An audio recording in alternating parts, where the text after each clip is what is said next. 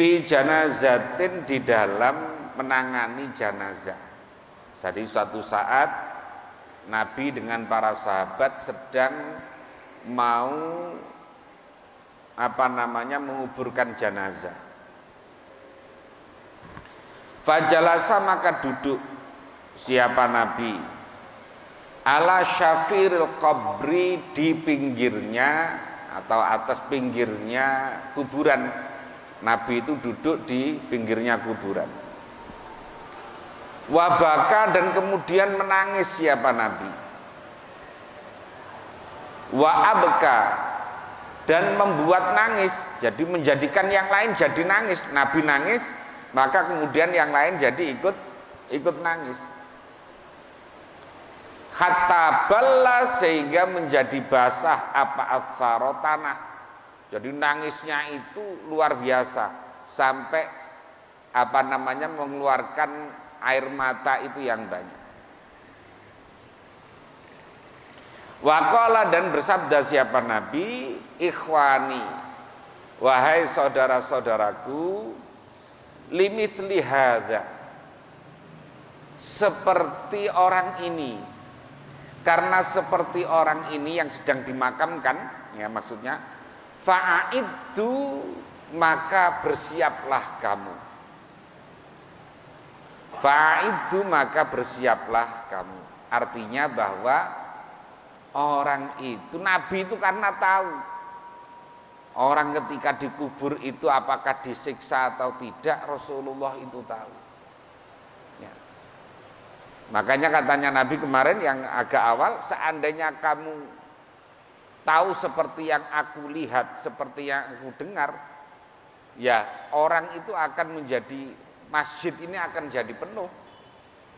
Orang tidak kemana-mana, isinya adalah sholat, terus puasa, terus ibadah, terus ngaji, terus kira-kira begitu. Nah, jadi maka kita disuruh siap-siap. Artinya apa?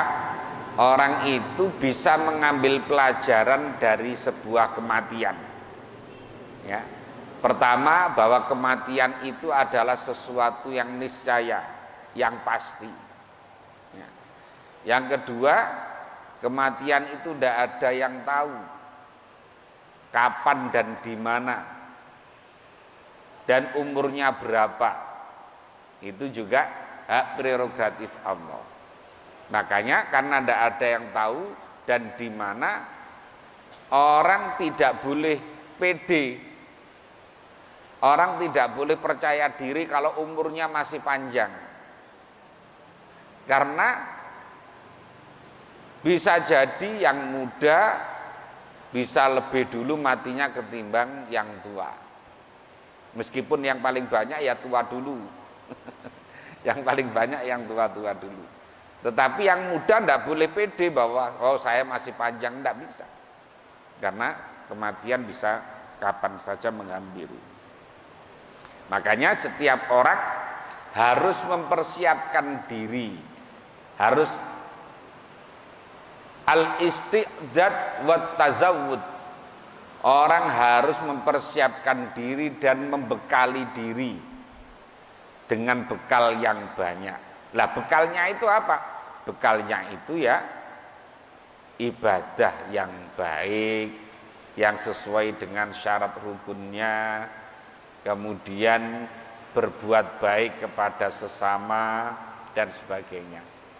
Sebanyak-banyaknya memberikan manfaat kepada orang lain, dan itu adalah bagian dari bekal yang akan dibawa nanti ketika menghadap kepada Allah Subhanahu wa taala. Qala, berkata siapa Syekh Halim Maksum, warawan, dan meriwayatkan siapa Al-Bukhari, Imam Bukhari, dan Muslimun, dan Imam Muslim, wa Abu Dawud, dan Abu Dawud, wa Nasa'i, dan Imam Nasa'i, annahu, sesungguhnya Nabi sallallahu alaihi wasallam itu qala, bersabda siapa Nabi, innal abda, sesungguhnya seseorang hamba, itu idza wudi'a ketika diletakkan siapa abda fi qabrihi di dalam kuburannya abda, wa tawalla dan kemudian berpaling anhu dari abda siapa ashabu teman-temannya abda, annau sesungguhnya abda atau mayit tadi itu layas mau sungguh mendengar siapa abda khafqa qar'ini alihi pada suara apa? Kalau suaranya sandal itu apa? Klotak-klotaknya atau apalah kira-kira gitu. Kalau dulu kan mungkin terompah ya. Kalau dulu terompah yang terbuat dari kayu. Jadi suara klotak-klotaknya kedengaran. Kalau sekarang mungkin ya suara srek-sreknya, suara srek-sreknya sandalnya. Idzan sarafu ketika bubaran siapa ashabu anhu. Idzan sarafu ketika bubaran siapa ashab anhu dari abda tadi, atahu maka datanghu kepada abda siapa malakani dua malaikat. Jadi ketika seseorang ini paling ngeri sebetulnya ini, ya. Ini kalau di dalam riwayat Imam Syafi'i itu kalau lagi menceritakan tentang alam kubur itu nangis semuanya. Ya. Tapi karena ini yang menceritakan saya maka tidak ada yang nangis, malah tertawa semuanya.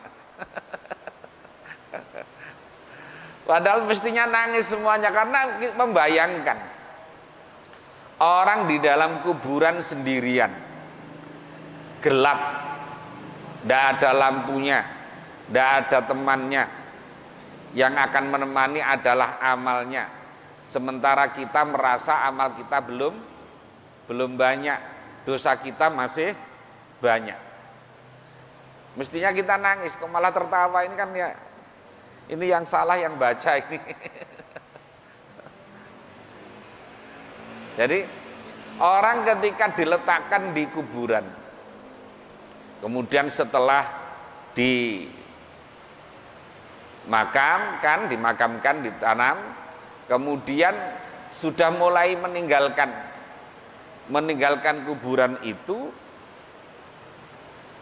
maka orang mati tersebut itu bisa mendengar suara gemersiknya sandal ketika pulang itu. Ya. Lah. Jadi orang yang mati itu ya mendengar. Makanya kalau kita salam kepada orang mati itu mereka menjawab. Hanya jawabannya kita yang tidak mendengar. Lah kalau mendengar malah kita lari. Jadi mereka makanya bisa menjawab. Makanya kalau kita mendoakan kepada mereka, mereka juga mendoakan kita. Makanya kalau di mana itu? Di halaman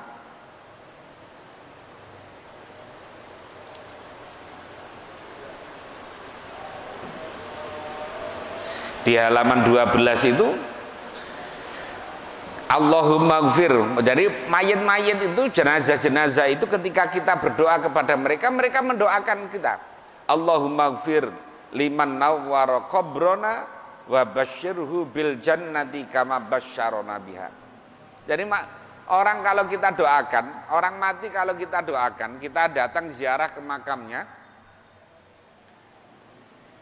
mereka juga mendoakan kepada Allah untuk orang yang ziarah tadi. Katanya, ya Allah, berilah cahaya kepada orang yang telah menyinari kuburanku, ya. Dan berilah kabar gembira orang tersebut dengan surga, sebagaimana dia telah memberikan kabar gembira kepadaku. Jadi kita ini tidak usah minta kepada orang yang di kuburan. Itu kita mendoakan mereka, mereka sudah otomatis mendoakan. Ya, otomatis mendoakan. Lagi. Lah, mereka dengar ketika teman-temannya tadi udah mulai pulang, mendengar suara kelotekan atau gemersiknya sandal yang sudah mulai bubar tadi. Nah, ketika sudah pulang semuanya, maka kemudian datang malaikat. Dua malaikat datang, atahul malakani fayuq idanihi, mendudukkan siapa malaikat kepada mayit tadi, pada abda tadi, didudukkan. Fayakulani, maka kemudian berkata siapa malaikat lahu kepada abda,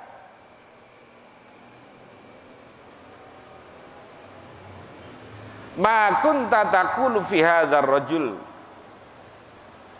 ma adapun apa itu kunta yang ada siapa kamu, ikut taqulu berkata siapa kamu fi hadzal rajuli, di dalam orang ini.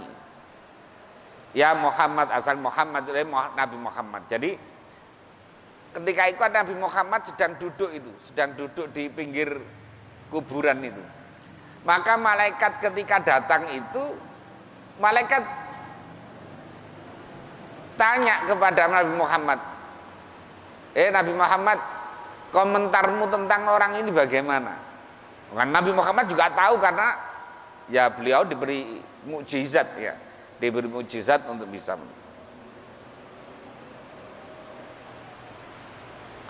Fa'ammal mu'minu, maka adapun orang mukmin, fayaqulu, maka berkata,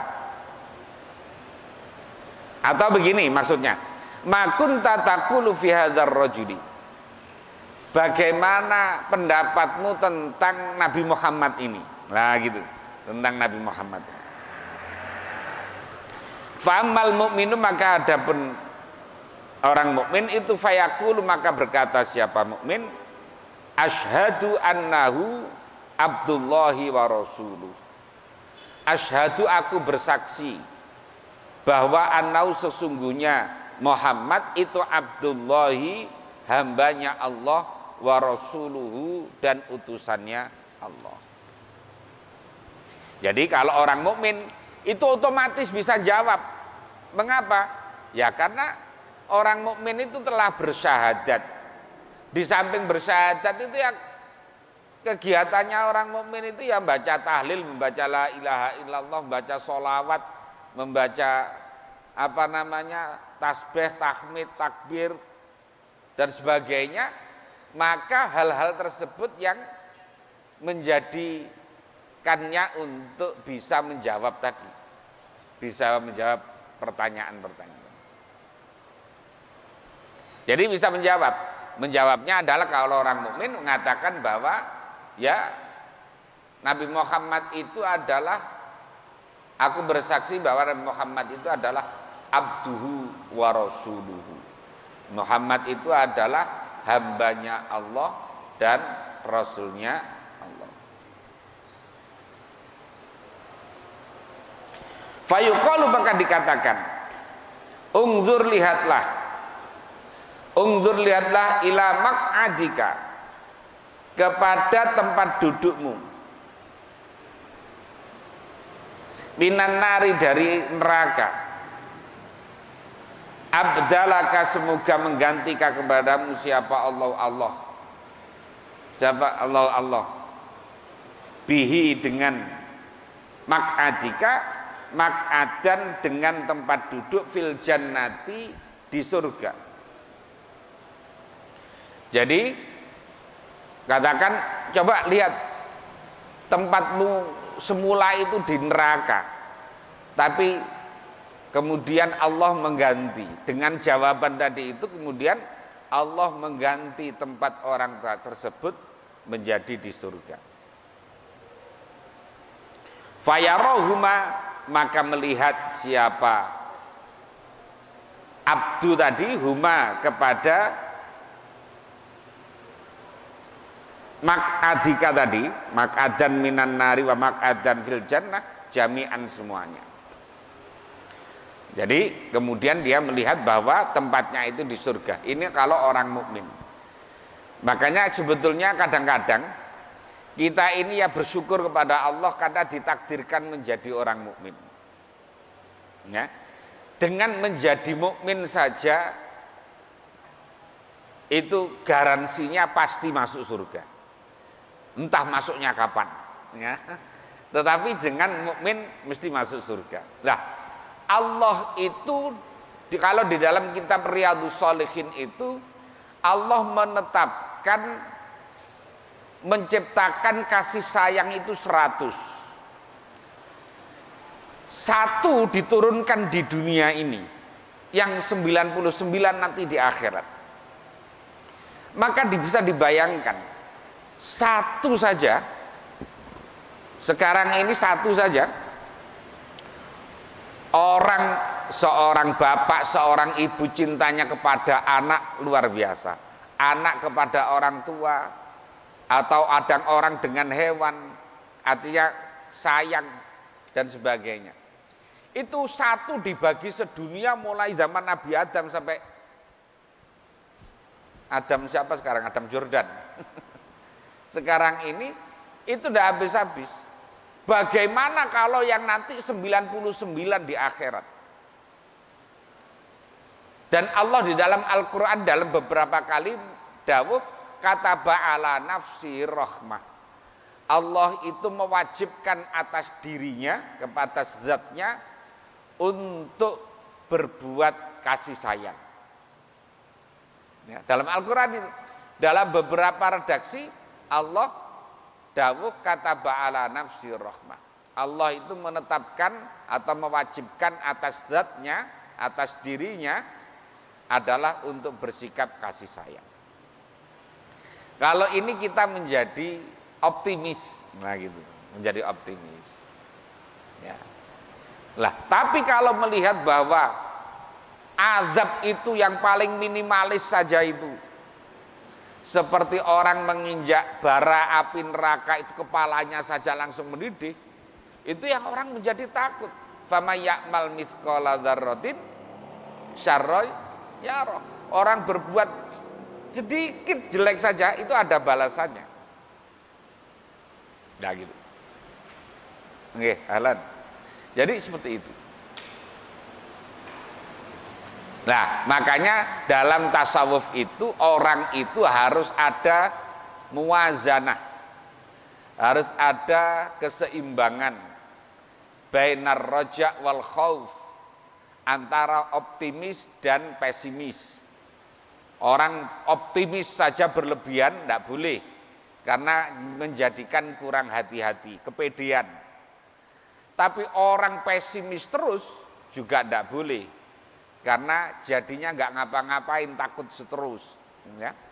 Makanya ya harus al-muwazanah, imbang antara roja dan khauf, antara optimisme dan pesimisme. Nah begitu, supaya ada kehati-hatian. Nah, terusannya wa ammal kafiru, dan adapun orang kafir, wal munafiqu, dan orang munafik. Kalau orang munafik bagaimana komentarnya? Ditanya oleh malaikat, Muhammad itu siapa? Apa pendapatmu tentang Muhammad? Kan gitu. Ma kunta taqulu fi hadzal rajul tadi itu. Fayuqalu, maka dikatakan la, fayaqul, maka mengatakan siapa al kafir, la adri. Jadi aku nggak ngerti katanya jawabannya, saya tidak tahu jawabannya. Kuntu aqulu ma yaqulun nasu fihi. Aku berkata ma pada perkara yaqulu yang berkata siapa an-nasu manusia fi di dalam ma. Aku berkata seperti apa yang diucapkan oleh orang-orang. Jadi dia tidak bisa, tidak mengetahui bahwa Nabi Muhammad itu adalah abduhu wa rasuluhu. Fayuqal, maka dikatakan la daraita wa la talaita. Berarti kamu tidak tahu dan tidak membaca. Tsumma yudrabu, kemudian dipukul siapa kafir dan munafik tadi, bimitrokotin, dengan apa? Kalau bahasa Jawanya itu ganden. Ganden itu apa namanya? Palu yang gede itu. Godamnya. Dengan palu godam. Nah gitu. Min hadidin, dari besi. Dorbatan, dengan sekali pukulan, baina udhunaihi, di antara dua telinganya. Fayasyikhu, maka kemudian teriak siapa abdu, sayhatan, dengan teriak yang, dengan sekali teriak yang keras, yasma'uha, yang mendengar ha pada sayhah, siapa man yalihi, siapa man orang yalihi, yang di sekitarnya, siapa manhi pada abda, illa tsaqalaini, kecuali jin dan manusia. Jadi ketika orang kafir dan orang munafik itu dipukul dengan godam, itu mereka teriak. Ya, teriak lah. Ketika teriak itu orang yang ada sekitar, apa namanya, makhluk yang ada di sekitar kuburan itu mendengar, kecuali manusia dan jin yang tidak mendengar. Ya, makanya kemudian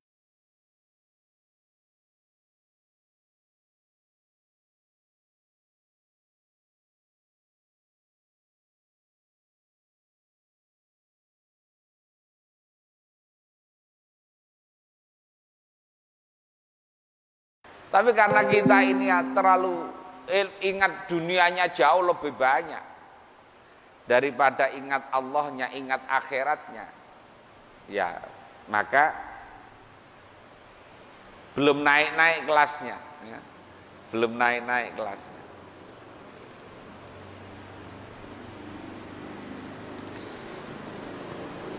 Dan Allah akan menyesatkan kepada orang-orang yang berbuat zalim.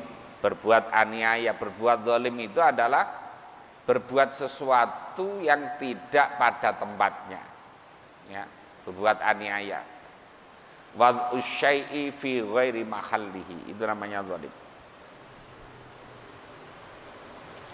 Wa fi hadzal qadri, dan di dalam ukuran ini, kifayatun, ada kecukupan, artinya penjelasannya udah cukup menerangkan tentang adanya azab dan adanya nikmat di dalam kuburan itu.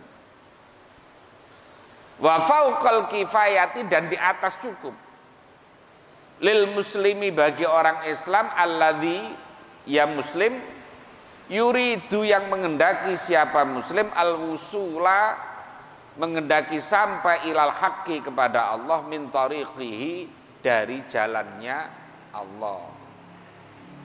Jadi maka dari penjelasan yang dalil-dalil yang di atas sebetulnya sudah sangat cukup menjelaskan tentang, ya tadi, adanya nikmat dan adanya azab di dalam kubur itu.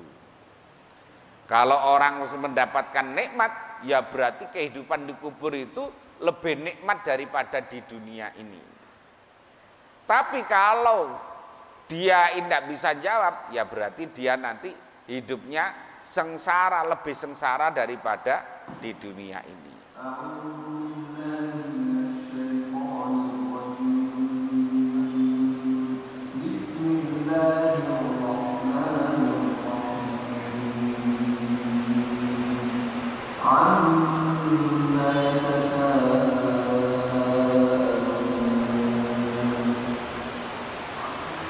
Nah, jadi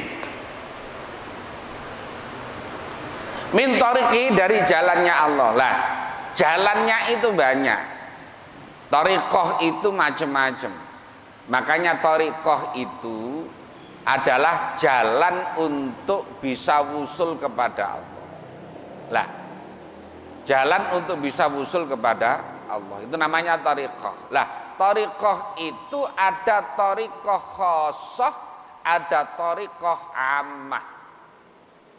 Ada tariqah yang khusus, ada tariqah yang umum. thariqah khosoh itu adalah thariqah yang sebagaimana kita ketahui seperti Naksabandiyah, Qadiriyah, Syadziliyah, kemudian Syatoriyah dan seterusnya. Itu banyak. Kalau yang masuk di dalam jatman itu ada sekitar 34 yang sudah setelah diteliti dianggap muktabar, dianggap bahwa diakui kebenarannya. Lah, ada thariqah yang amah, ya, thariqah yang umum. Apa thariqahnya? Seperti ada orang thariqahnya adalah mengajar, ya. Seperti Al-Maghfurlah Hadratus Syekh Hasyim Asy'ari itu thariqahnya mengajar. Waktunya habis untuk mengajar. Makanya banyak santri-santrinya kemudian juga mengikuti thariqah at-ta'lim. Ada yang thariqahnya adalah thariqah belajar. Jadi beliau itu ya ngaji terus, kemana ngaji. Begitu. Ada yang thariqah. Ada yang thariqahnya adalah thariqah sedekah. Jadi dari penghasilannya itu sekian persen untuk sedekah. Kalau seperti Ibrahim bin Adham, kalau beliau kerja 50% disedekahkan. Nah gitu. Dan lain sebagainya. Banyak thariqah. Ada thariqah yang khidmah kepada para ulama. Jadi ngelayani. Ya kayak begini nih. Nata nata meja, nata tempat, ngasih minum dan sebagainya. Ngelayani betul. Itu ada yang thariqahnya begitu. Nah, jadi thariqahnya macam-macam.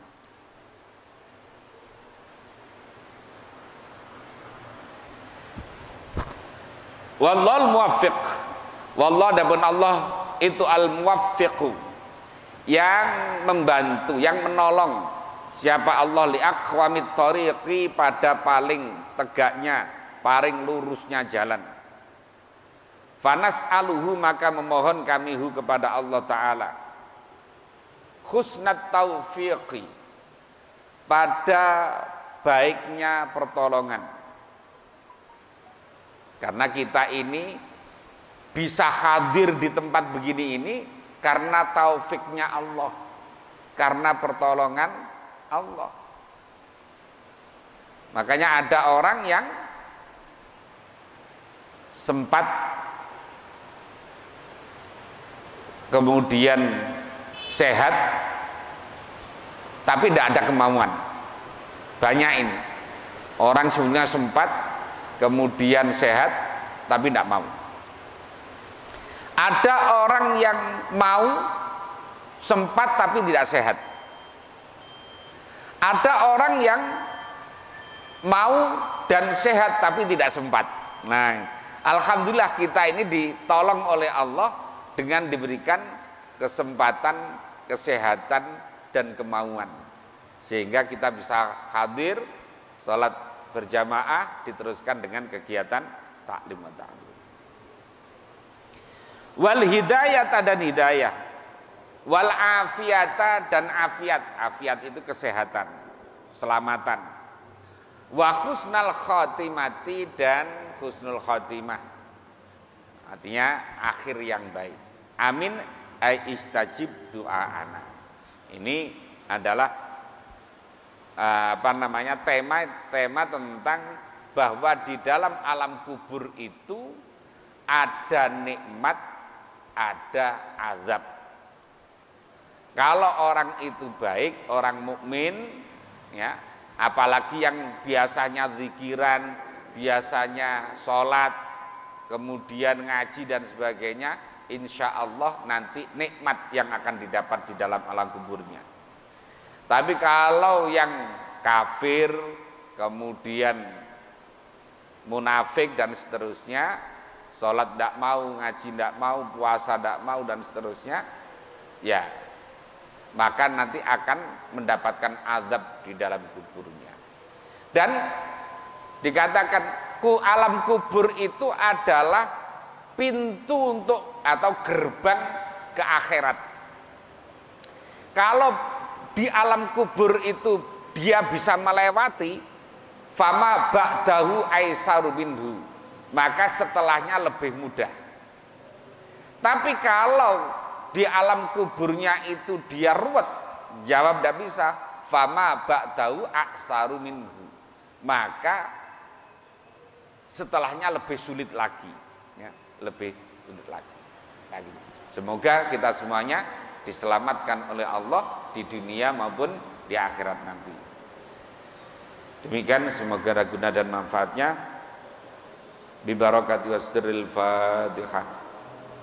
A'udzubillahi minasyaitonir rajim. Bismillahirrahmanirrahim. Iyyaka na'budu wa iyyaka nasta'in.